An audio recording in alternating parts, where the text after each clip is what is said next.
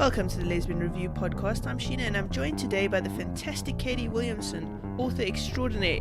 In her bio to me, she says the following. She's black, very southern, even though I've lived all over the world. I started writing in high school, then discovered Xena and fanfic. So was it Xena fanfic that got you on the road to writing? It actually was. And I remember when I discovered it, I was in college. I was working at the library at my college. It was one of my 3 part-time jobs. And I was actually searching to see when Xena came on, because I think it had just started and there wasn't a lot of advertisements for it. And so I was searching the internet, and I was like, fanfic? What is that? So I looked it up and I was like, okay, that's what it is. And it just kind of took off from there. And the more I read, the more I got into it. And I was like, let me put my hat in the ring and see what I can do. And it turned out that I was not bad. So how long were you writing fanfic before you became a published author? Oh my God. I want to say 10 years. No, over 10 years, maybe 15 years. Oh, really? Yeah, I went from Xena fanfic to Rizzolian Isles. Nice. So, okay. Yeah. And is the Rizzolian Isles where you get your inspiration for some of your Cops and Docs series? The first 2 books, very much so, I think.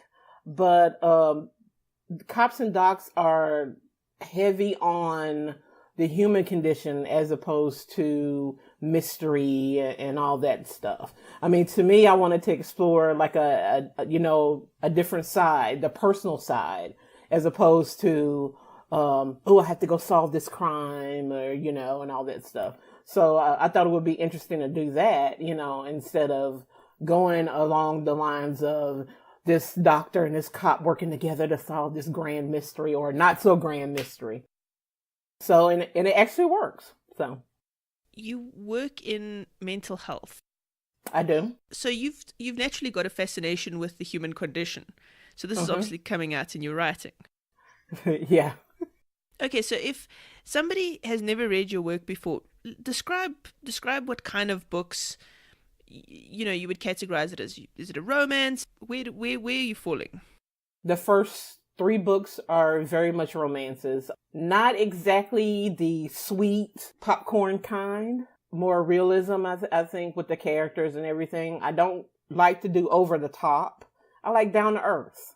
I like to create characters that you could meet on the street, have a beer with, have a glass of wine with, have lunch with. So I kind of concentrate on that area. So one of the reasons I wanted you on today is because you wrote this really interesting blog and you titled it Guilty. So do you want to talk us through what the blog is about and just give us a kind of an overview of it? Sure. It was, and I'm trying to remember where I got the inspiration from it for. You know what? I think I know what it was. Ylva had something on their, we have a authors group, and there was a post from Astrid about being appropriate in describing people of other races. And, and I started thinking about it. I was like, as I went back and I listened to Blurred Lines on audio, as an audiobook, and I was just like, I did the exact same thing. And I remember rereading it and I thought, I did the exact same thing that we're now talking about not doing. So I said, okay, I'm going to write my experience from it. Because at the time when Astrid direct messaged me on Facebook, I was like, are you kidding? I was just so happy to be like discovered, I guess you could say, that I didn't think about anything else at that point. It didn't even occur to me that I could change my characters to depict more of what I look like. It did not even, because my default, white was default as far as I knew. I had not seen any lesbian books with a black woman on a cover or anything like that. But then again, like I say in my blog, I don't get to read a lot. So I don't know what the history is concerning it. I did a video thing with a Ylva panel with Renee Bess and Andy Marquette and some other people. And we were talking about the whole ethnicity thing and lesfic. And, this when I brought that up, I was like, it never occurred to me that I could use Black characters as main characters. And I was just like, why not? Why not? Why can't I? And so when I got to Between the Lines, I was just like, okay, this is what it's going to be. I'm in an interracial relationship myself. Why not write about it and see what happens? Astrid was more than willing to, there was no qualms on her part about putting a Black woman on the cover. None whatsoever, which I really admire her for. Because I know we had talked before a little bit about sometimes that being an issue, because people say they want diversity. But when they get that diversity, they're like, but I don't know if I can relate to these people. And I'm here to tell you that we fall in love just the same way everybody else does. There's really no difference. I mean, there may be a little cultural thing here and there, but there's nothing different. There's no big secret as to how Black people or Hispanic people or Asian people, we do it just like everybody else. We're part of the human race. Absolutely. If you can read about elves and goblins, you can read about Black people or exactly Indian people or whoever. Exactly. And actually it makes for a more interesting and diverse culture that you're experiencing, rather than just the same old typical butch femme romance. And even with the whole, and I know this is it's going off topic a little bit, the whole butch femme thing. I think, if I remember correctly, Between the Lines was flagged or as a trigger warning because it was butch femme. And I was like, what? I didn't understand that either. I was just like, but okay, and I understand a lot of the younger generation, they don't deal with labels and, and all that stuff. But I'm just like, so you're pretty much negating like a whole section and saying, I'm butch. That's who I am. That's just who I am. So to say that's a trigger for people, I don't get it, so. But yeah, Between the Lines is very much a butch femme type relationship. Now, the first two books, skirted the line a little bit, but not really. I would say it was somewhere in the middle. Because I saw you post that on Facebook, and I was so horrified by it that I actually, we did an entire podcast series dedicated to Ask a Butch. And one of the episodes, I actually talk about this, and I say I asked my two guests what their reaction was, and they were equally horrified about it. Why do butch characters need to be flagged in as something that needs a trigger warning? It's ridiculous. It is. I agree. So in your blog you say, and this is something that I thought was particularly interesting, you say, I never saw a Black woman on a cover and my thoughts were white sells, that's why. Okay, so now you've done the whole 2 books with white main characters, and your 3rd book had a Black main character. So is the thought right? Did white sell better than Black? I don't know. Between the Lines, I'm going to be honest with you. I don't know if it was because I was established that it sold well, or that it was diverse that it sold well. I'm not sure about that. So I don't think I can really answer that question to be truthful. But did it sell better than Blurred Lines and Crossing Lines? No, it did not. Not that I'm aware of anyway. I know it sold a lot. And I think the feedback was a little different too. I got a lot of feedback. Oh, I thought this was going to be a continuation of Nora and Kelly. And, when I had made it clear, and granted, not everybody reads my blog, not everybody pays attention to my Twitter or my Facebook or, things of that nature. But I made it, very well known that, okay, this is not going to be the type of series where it's recurring characters. It's a recurring theme, so pretty much each book, after the first two were going to be a whole different set of characters. So there was a lot of outcry. Oh, this is not Kelly and Nora. I didn't like it, So again, it just it skirted the line there between people saying, I couldn't get into these characters. And it made me wonder if they didn't say everything that they wanted to say. Does that make sense? Yeah. So I got some peculiar, I got some very insightful feedback, and I got some peculiar feedback. It just kind of made me go, okay, what aren't you saying here? And then you went on to write Pink. Uh-huh. That's a black leading lady, isn't it? It is, and it's not a romance. And what was the feedback on that one?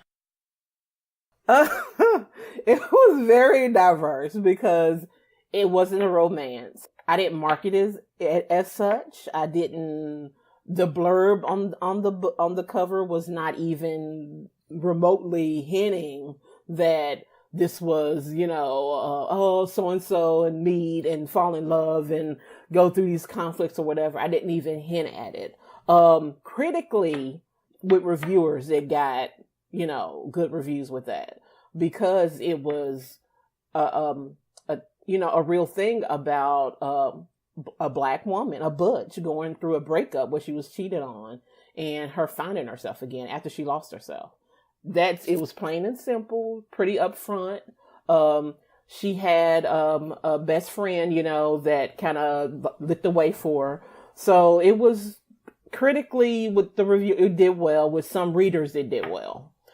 Did not sell as much as I would like it to at all. I think maybe it didn't even crack the top 10 on Amazon, if I remember correctly. And your others all hit the top 10? Number one. Yeah. I think the other three were number one. And I had I wasn't disillusioned. I kind of knew that it wasn't going to go there, because of the subject matter, because it may have been a little bit too real. I'm not exactly known to write wholly likable characters, and I'm and I'm okay with that. I mean, because again, I kind of like to depict real life, and I think in real life you're gonna have some people who are sweet and some people who are assholes. It's just the way it goes. I mean, So I was like, okay, I'm just gonna write whatever. Maybe this person's not likable at the beginning, and by the end they become a little more likable, but not wholly so. So I think her starting off as, I went through this breakup, I'm still shaken by it, and I kind of found my way through women and ended up mistreating a lot of people along the way. Some people could identify with that. Some could not. So as far as it being a black woman doing it, again, I got some feedback. There was, again, sometimes, what are you trying to say here? Type thing, just say what you're going to say. So it skirted that the whole thing there. I think it's my best work I've written, to be honest, because of the realism depicted in it. And, but no, it did not sell well, but I'm okay with that. Are you going to continue having main black characters? Yes, I am. As a matter of fact, because I said in my blog, I like writing what I know. This is what I know. I'm in an interracial relationship. I'm married to a white woman. And I know that those kind of relationships are everyday type thing. So why not continue writing about it from, this perspective, or, under these circumstances, or what have you, but each circumstances are going to be different. Obviously, I don't want to do cookie cutter type stuff, but yeah, I don't see anything wrong with it. And that's how I'm going to continue. And now, that's just the way it is. I personally think we need the diversity, because black lesbians are so missing in lesfic that it kind of reminds me of lesbian fiction 20 years ago, where there was so little of it that you just read every little piece you could get your hands on, because there were only so few books. Exactly. Yeah. And you had to kind of get a flood of authors coming into the market and writing, and even some of it was terrible, terrible, terrible lesbian fiction. But still you read it. But still you read it because there's just nothing, like there was such a mass of missing, what's the word, representation. And I think this is where black lesbian fiction is sitting at the moment, where there's white lesbian fiction for days. I mean, but we're now sitting with a serious lack of representation for all the other races. Yeah, I think that a whole that study that was mentioned on Twitter by the Rip Bodice, I mean, I think that helped, things as well, because it was just like, whoa, there was such, I think, an outcry. I mean, you had some people who were like, oh my gosh, I had no idea. And then you had some who were, well, maybe maybe they're not getting quality work. I mean, so it was like, I was part of that argument, back and forth with a few people who were saying, well, we don't know how much quality work they have. I said, so you're telling me, and I'm pretty sure, there are a lot of diverse people writing lesfic. I'm almost positive that there Absolutely. are. So you're telling me that all those people who are sending in their manuscripts, none of it is quality writing, to where certain publishers had 1%, 1.5 or 2. You can't tell me that. I mean, and then we saw what happened with what's the name of that publishing company? Oh, I can't remember the name of it, but it kind of there was a big uproar online about how they treated their black authors. It was a big thing about how they wouldn't put black people on the cover because they were told it wasn't going to sell well. I cannot remember the name of the publishing company right now. I don't know why. But yeah, I mean, so it tells me that that's still prevalent and it's still believed. When I'm here to tell you, do I know for sure that Between the Lines sold well because it had a white woman on the cover as well as a black woman on the cover?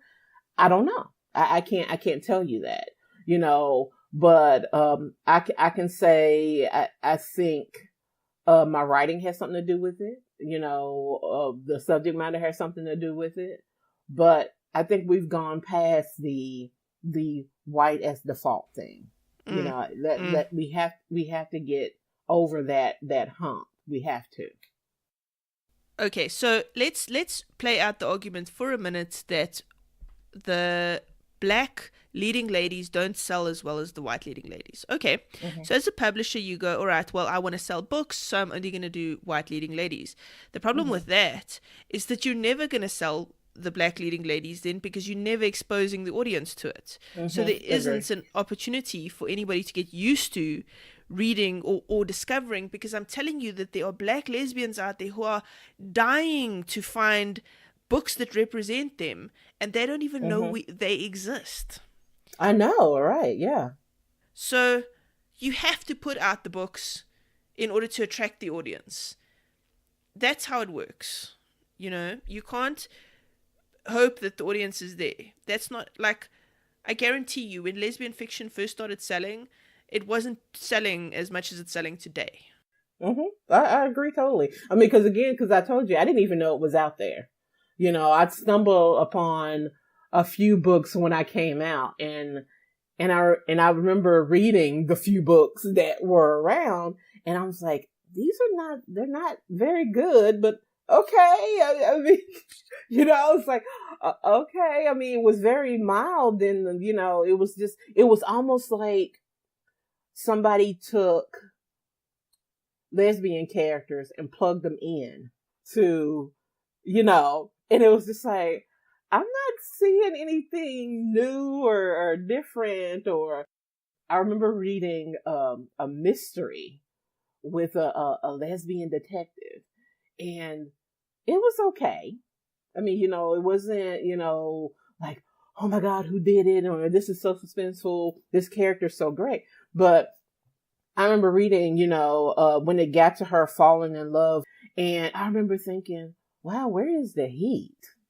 When I was a teenager, I used to read Harlequin romances. I mean, voraciously. I mean, I was like 13 and I shouldn't be reading this, but still it's like, oh my God, it's so good. I mean, so, and I'll go like, wow, I can't believe women are writing this stuff. And so when I read, that was my first book I read. And I was just thinking, okay, this is supposed to be a mystery romance. The mystery is okay, but where's the romance part? I'm used to reading how there's build up and then there's this big explosion thing. And then when I got into fanfic, I was like, oh, that's where it went. And then as I read a little bit more lesfic, years and years later, I was like, okay, now we're here where we're trying to be. But again, when I was reading Les, it never even computed to me, oh, I'm not reading about people that look like me. I'm just reading about lesbians. Because we're so conditioned to specific normalities, if you like. And I say that in air quotes because it's not actually normal, it's just common. In lesbian fiction, white is the default. And it's frustrating because on a personal level, I do want to read about a range of characters. I don't want to just read about the same blonde and brunette duo. Mm-hmm. Blue eyes, green eyes, I'm very picky these days. I like what I like, but I want something different sometimes too. I just don't think there's anything wrong with it, because the only difference I think when you have a major, a main Black character is the color of their skin. That's it. I mean, unless you're exploring some aspect of Black culture, that has not been seen or read in books, that's the only difference. I mean, okay, like in Between the Lines, I broached the topic of racism, but it was just an everyday thing on there. I mean, it wasn't something that I pontificated on and went on and got preachy about. It was just an everyday thing. Oh, she's Black. She experiences racism. It's an everyday thing. As we see, in the news right now, the whole thing about white people calling the police on Black people who look suspicious. That's why I make it an everyday thing. To me, that's an aspect that's missing. If you're going to write about Black characters, let's not, what's the word I'm looking for? Let's not whitewash them. Yes. Thank you. Exactly. Let's not whitewash them. Let's have their experience be their experience. And I feel like that's what I did. You may go into a store, people may not want to touch your hand when they give you your change. That's an everyday experience. You could be in a restaurant and somebody's staring at you. I mean, you could be the only Black face in the restaurant and somebody's staring at you. It's an everyday thing. And that's what it's about. Why not write about it and increase that awareness, because for people, this is one of the things that pissed me off is when people say, racism still exists today. I was like, well, it never went anywhere. I don't know what you're talking about. It hasn't been extinguished. It's always been here. I see it every day. I see it amongst my own people. I mean, so don't tell me, oh, how can this still exist today? Because it's inbred, it's in institutions, it's everywhere. And you can't just sweep it away and act like it doesn't exist and be shocked when it is brought up. To me, the fact that lesbian publishing is still lagging behind with, that's a form of racism. I mean, it is. When you tell authors, oh, I don't know if we should do that. Or maybe, okay, let's say your character is dark skinned. You say she's dark skinned, but maybe we should put somebody of lighter complexion on the cover. That's racism. It really and truly is. These little small things that, people may not think about is a big deal. It still is. And trust me, I'm not saying that if you choose not to read a book with a Black woman on the cover that you're racist. I'm not saying that at all. Okay, I'll say that then. You are. There we go, I said it. Okay. Okay. Well, go ahead. No, if See, if that's your sole reason for choosing not to read the book, of course you're a racist. well, yes, yeah, that's true. If that's your sole reason, oh, I don't think I can. I mean, oh, does she have braids? I mean, because I think in Pink, the main character had dreadlocks, and I know on the cover, they were depicted. So if you're looking at the cover and you're like, I don't know, yeah, that's racism, but it's different. I mean, and I don't know what's in people's hearts. I mean, but is that's a whole different category of things. I don't, how are they going to speak in there? I mean, are they going to use Ebonics? We don't all use Ebonics. I'm sorry. We don't. I talk this the same as everybody else. I mean, and I've heard these things, how are they going to talk? How are they going to act? Just like you. I mean, just exactly like you. It's not anything different. Now, in my work, I lived and worked in New Orleans for a while. And some places have a whole different dialect on, how they speak and all that, which is just the way it goes. I mean, and that's everywhere, I think. And I used that, I depicted that in Between the Lines. Did I have some people write me about that and say, well, I couldn't understand. I liked the book, but the use of language was a barrier. And I was like, okay. And I was like, I'm very good now, thanks to Tara, for, not responding to reviews. But, I was so tempted to go like, you understand that people do talk like that.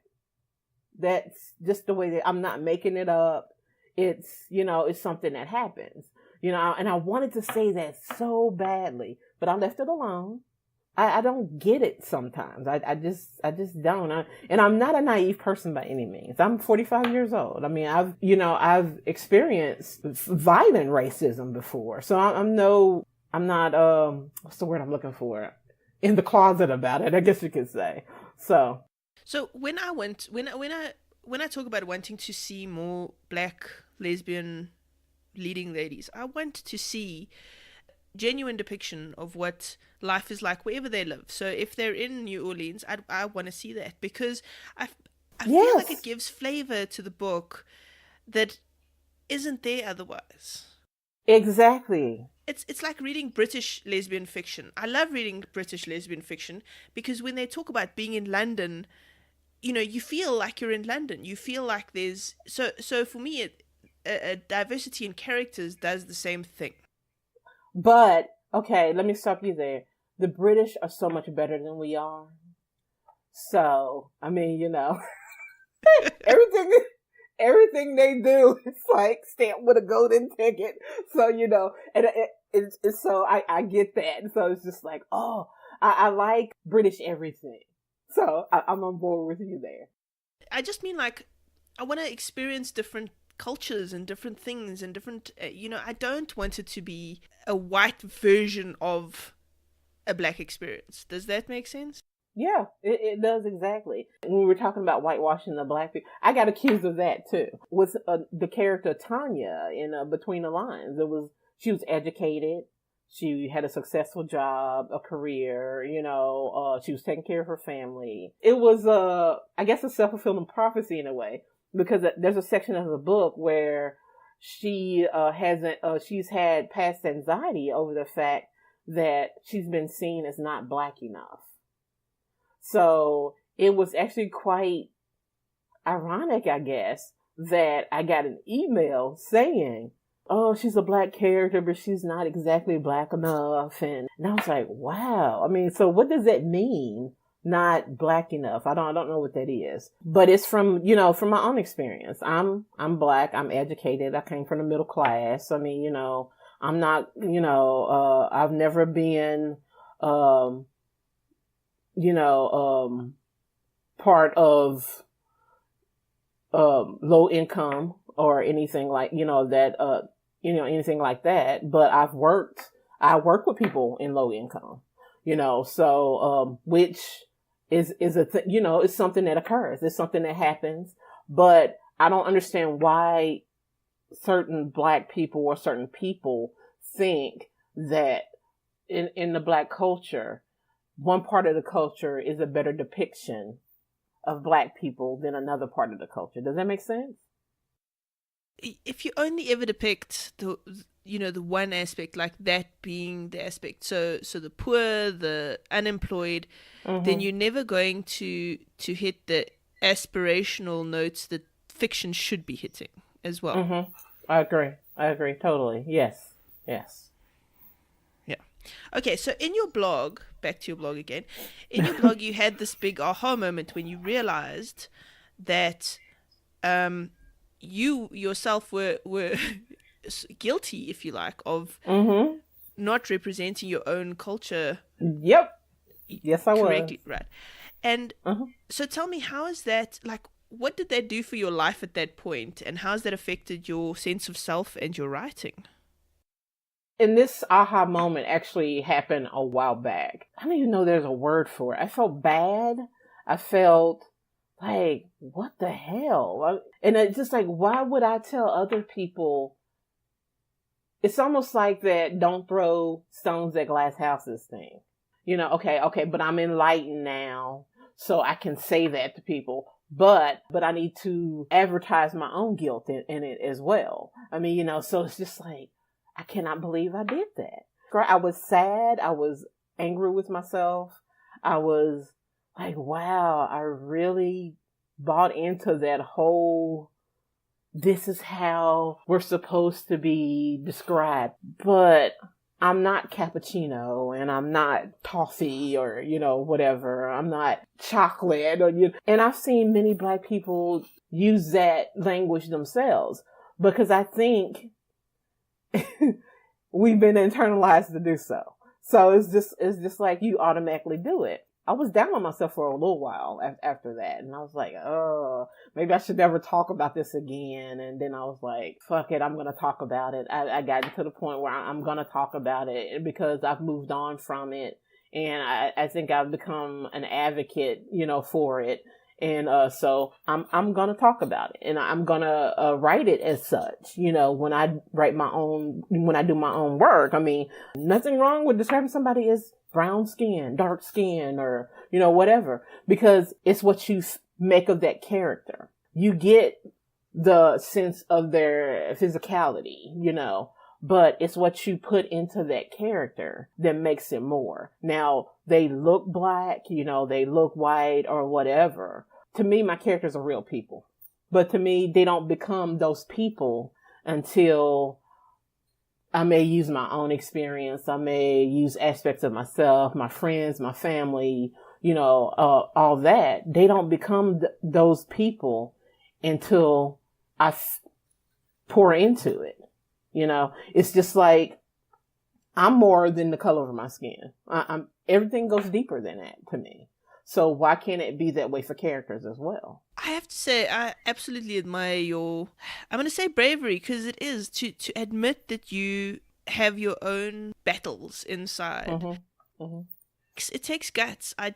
In a recent podcast, I had a knee-jerk reaction that was very homophobic. And I was taken aback by it, because I was like, what? How am I homophobic? I actually spoke about it on the podcast because for me it was important to talk about how internalized homophobia still exists in my life, even after, however many years of being out. It does. It's not an easy thing to admit that you are a flawed human being and there are things that you are working through.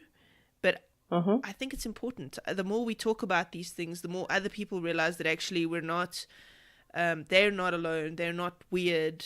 Nobody's actually perfect. No, you're right. And it's weird because I think I've become known for that, depicting my faults, I guess you could say, because it's just, I don't blog a lot unless I move to write one. I mean, so when I do, it seems to have an influx of, whoa, I can't believe she said that. But that seems to be, she wrote another blog about racism or something, or, the biphobia thing. I mean, I had people thinking I'm bisexual. I'm like, I don't have to be bisexual to advocate for bisexuals. That doesn't make any sense. But I seem to get in trouble a lot concerning, my views on, things. And I'm okay with offending people. It starts a dialogue. So yeah, if I feel like, oh, I messed up and, it's obvious that I messed up. And so I need to address it. I'm going to do so. So, it may be next month before I realize I screwed up something else or I didn't say something when I should have said something, or, I have another aha moment, but, and I'm sure I'll blog about it and offend people. And okay, let's talk about quickly where people can find you online. So you have a Twitter profile. What is your Twitter profile address? It is at Rizzle's Lover 72.